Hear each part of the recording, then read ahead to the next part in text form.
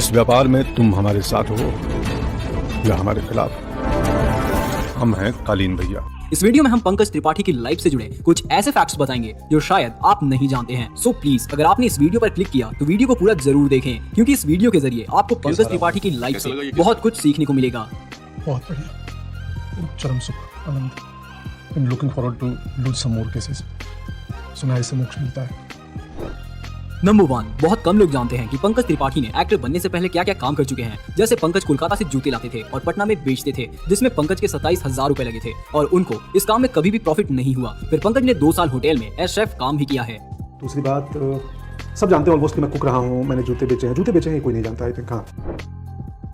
Number 2, Pankaj Tripathi ने film के चक्कर में मार भी खाई है। जब पंकज संजय दत्त की फिल्म नाम देखने गए थे, उस फिल्म को पंकज के गांव में टेंट वेंट लगाकर दिखाया जा रहा था और उसी वक्त वहां पुलिस आ गई और भीड़ में पंकज को भी 2 लाठियां खानी पड़ी। फिर जब संजय दत्त की फिल्म सड़क रिलीज हुई थी, उस वक्त उस फिल्म के शोज हाउसफुल चल रहे थे और ब्लैक में टिकट ले रहे पंकज को टिकट लाइन तोड़ने की वजह से मार खानी पड़ी थी। जब पंकज त्रिपाठी अग्निपथ में संजय दत्त के साथ काम कर रहे थे तो पंकज ने ये बात संजय दत्त से कही कि आपकी वजह से मैंने 2 बार मार भी खाई है। 10वीं के बाद मैं पटना आया तो मैंने पटना में कोई फिल्म देखी थी, मुझे याद है सड़क के लिए मुझे रीजेंट सिनेमा में लाठी भी खानी पड़ी थी सड़क के ब्लैक टिकट खरीदने के दरमियान।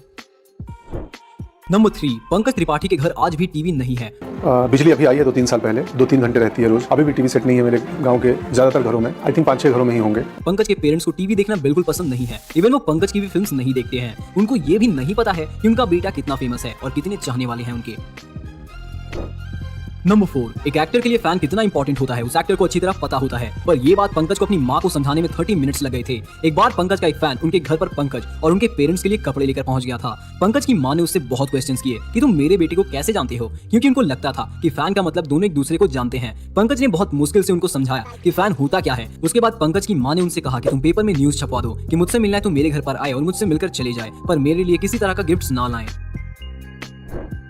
नंबर 5, पंकज को लोग गैंग्स ऑफ वासेपुर के बाद जानने लगे थे, पर फिर भी उनको उस तरह का बड़ा रोल बहुत दिनों तक नहीं मिला। पंकज जब भी शूटिंग कर रहे होते तब उनको लगता था कि उनको कल काम मिलेगा या नहीं, पर आज उनके पास इतने काम हैं कि वो खुद के लिए भी टाइम नहीं निकाल पाते हैं। पर पंकज चाहे कितने भी बिजी क्यों ना हो, वो हर 3 महीने में अपने पेरेंट्स से मिलने अपने गाँव जाते हैं। नंबर 6, पंकज त्रिपाठी ने लक्ष्य फिल्म में भी काम किया है। पंकज का रोल फिल्म में सिर्फ 2 सीन का था, जिसको एडिटिंग में कट कर दिया गया था। पंकज ने पटना के न्यूज़पेपर में इंटरव्यू भी दे दिया था कि लक्ष्य फिल्म में मैंने काम किया है, पर पंकज जब फिल्म देखने गए तो उनका कोई सीन नहीं था, जिसके बाद पंकज सोचने लगे कि अब क्या कहेंगे हम लोगों को। नंबर 7, पंकज त्रिपाठी ने ऑलमोस्ट 12 इयर्स तक इंडस्ट्री में स्ट्रगल किया है। पंकज के स्ट्रगलिंग डेज में उनको 5,000 रुपए दिए जाते थे, पर पंकज ने कभी भी कम पैसों को देखकर फिल्म मना नहीं किया, क्योंकि पंकज के फादर पूजा कराने जाते थे तो उनको दाल चावल फ्रूट्स लोग दिया करते थे और पंकज के पापा 12 किलोमीटर तक उस सामान को पैदल लेकर आते थे। इसलिए पंकज कम पैसों में भी काम कर लेते थे और बहुत सालों तक किया भी। नंबर 8, पंकज के कॉलेज डेज में पंकज का इंटरेस्ट स्टूडेंट्स पॉलिटिक्स में भी रहा है। पंकज का 12 लोगों का आत्मघाती दस्ता नाम का एक ग्रुप भी था। पंकज ने एक इंटरव्यू में बताया कि वो अपने दोस्तों के साथ एक बार विधानसभा में प्रोटेस्ट करने गए थे और पंकज ने उस वक्त के पटना के डीएम को धक्का दे दिया था, जिसके बाद पंकज को बहुत मार पड़ी और वहां पंकज बेहोश होने की एक्टिंग करके बचे, जिसके बाद पंकज को 7 दिनों के लिए जेल भी जाना पड़ा था।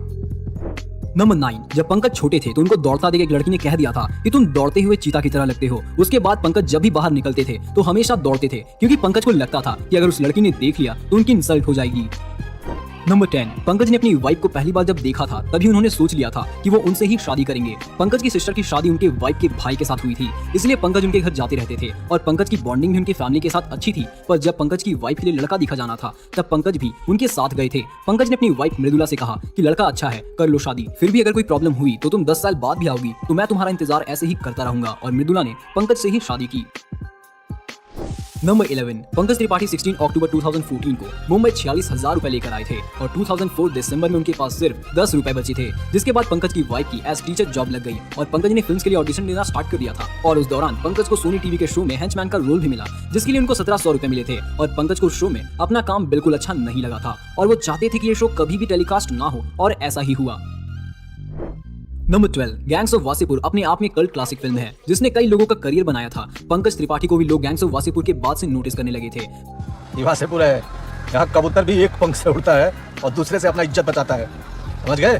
पंकज त्रिपाठी ने जब गैंग्स ऑफ वासेपुर का ऑडिशन दिया था तो वो ऑडिशन 7 घंटों तक चला था। मुकेश छाबड़ा ने सुल्तान के सारे सीन पंकज से ऑडिशन करवाए थे, जिसके बाद सुल्तान के रोल के लिए पंकज को कंफर्म किया गया और उस वक्त पंकज को फीवर भी था, तो वो पेन किलर्स लेकर शूटिंग कर रहे थे। गैंग्स ऑफ वासेपुर को बहुत लिमिटेड बजट में बनाया गया था, इसलिए फिल्म के मेकर्स ने पंकज को कहा कि आपको ट्रेन से ट्रैवल करना होगा। पंकज उस वक्त गुलाल सीरियल में काम कर रहे थे, जिसके लिए पंकज को रोज मुंबई जाना पड़ता था, इसलिए पंकज ने फिल्म को छोड़ने का मन बना लिया था। फिर मुकेश छाबड़ा ने पंकज को बहुत फोर्स किया और कहा कि तू 3 बार फ्लाइट से जाना और बाकी दिन ट्रेन से। फिर पंकज मान गए।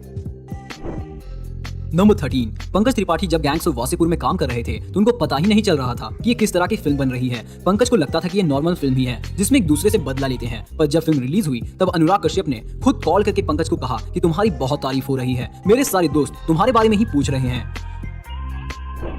नंबर 14, पंकज त्रिपाठी ने कई शॉर्ट फिल्म्स में फ्री में काम किया है। पंकज को जब लगता था कि ये स्टोरी सोसाइटी में कुछ चेंज लाएगी और जिस स्टोरी को लोगों तक पहुंचना ही चाहिए, पंकज उस शॉर्ट फिल्म को बिना पैसे के भी कर लेते थे।